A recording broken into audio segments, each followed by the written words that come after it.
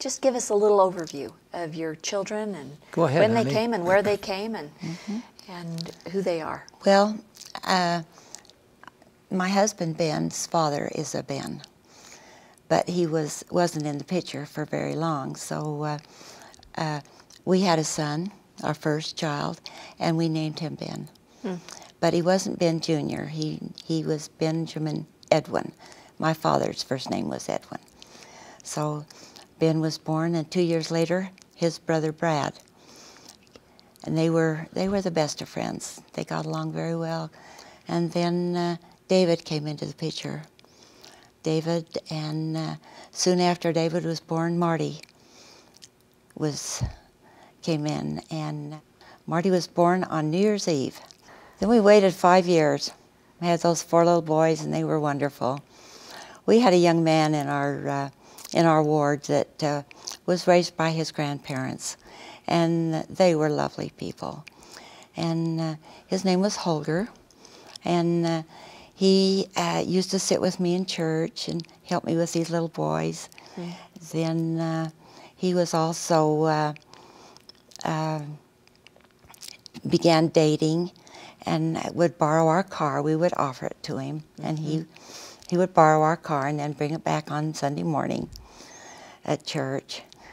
Then I became pregnant with our first daughter and only daughter. She came into in February, and that was about the time that Holger lost his grandparents. And so as we realized that Holger really didn't have, he had his aunt, but had never been very close with her.